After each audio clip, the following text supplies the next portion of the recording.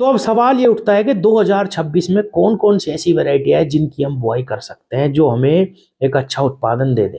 किसान भाइयों, अब समय आ चुका है, गन्ने की खेती में हमें छोटे मोटे परिवर्तन जरूर करने होंगे अगर आप इन नई आने वाली वैरायटियों से उत्पादन लेना चाहते हैं। पिछले साल हमें कोसा 18-231 और कोलक 16-202 दो वैरायटियां मिली। मैंने ये वैरायटियां किसानों के पास बहुत अच्छी भी देखी हैं और बिल्कुल खराब भी देखी हैं।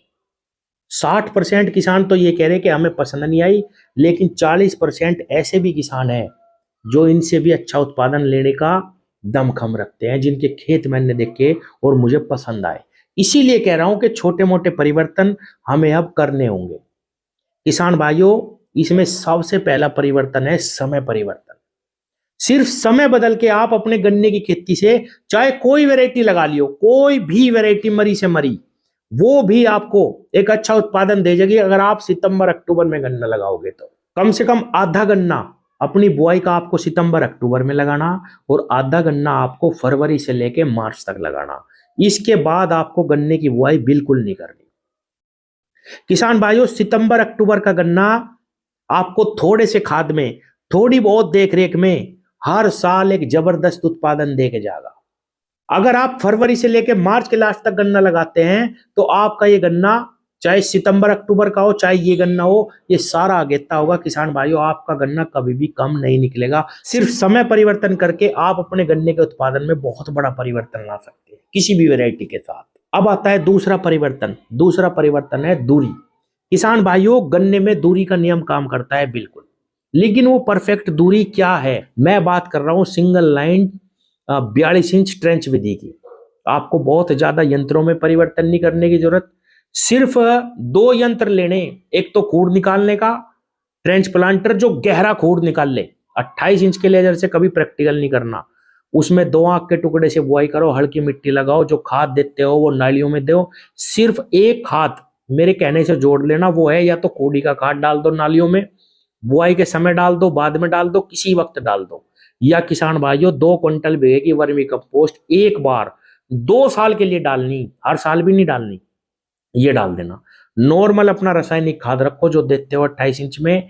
आप देखना, ये 2 परिवर्तन करते ही किसान भाइयों गन्ना आपका हमेशा एक जैसा निकलेगा। कभी ये नहीं होने का भाई इस साल तो बिल्कुल ही बैठ गया मामला। तीसरा परिवर्तन है किसान भाइयों, आपको अपनी मिट्टी पे थोड़ा सा काम करना। अगर आप सितंबर अक्टूबर में गन्ना लगाते हैं, मार्च तक गन्ना खत्म कर देते हैं बो के, तो जितने भी आपके गेहूं के खेत हैं, गेहूं बोइए जितना आप बोना चाहे। उसके बाद आप अपने खेतों में हरा चारा बोना शुरू कर दो, हरी खाद बोनी शुरू कर दो। उसको किसान भाइयों जो तो अपने खेतों में ही, खेतों को 4 महीने तक खाली छोड़ दो। उसके बाद सितंबर अक्टूबर में गन्ना लगाओ। यानी गेहूं के जितने खेत हैं उनमें बुआई ना करके सितंबर अक्टूबर में गन्ना लगाना शुरू कर दो। केवल इस एक परिवर्तन से आपके खेतों में दोबारा से शक्ति का संचार होना शुरू हो जाएगा। किसान भाइयों, अगर आप ये काम कर लेते हैं तो आपको और कोई परिवर्तन करने की जरूरत नहीं। ये 3 काम है सिर्फ, ये अपनी गन्ने की खेती में अपना लो, आपको एक अच्छा उत्पादन अगली ही साल से मिलना शुरू हो जाएगा। सितंबर अक्टूबर के खेतों की बुआई के लिए तो आपने हरी खाद बो दी, खेतों को समय भी मिल गया, कूड़ी का खाद मिलता है वो डाल दो, और जितना गन्ना आप फरवरी मार्च में बोगे उसमें वर्मी कंपोस्ट 42 इंच गहरा खूड़ बोना, जितना गहरा बो सकते हो।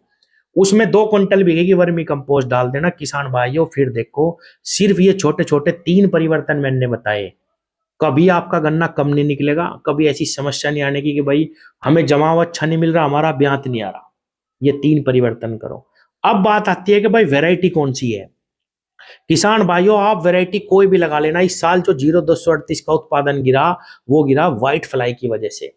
अगर हम मिट्टी पे काम करते हैं, मिट्टी में हमारी शक्ति होगी, जान होगी, तो रोग भी कम आते हैं खेतों में। 42 इंच में एक तो आपको यंत्र नहीं बदलने, बहुत ज्यादा, सिर्फ 2 यंत्र बदलने, उस पर भी मैं सेपरेट वीडियो लाऊंगा।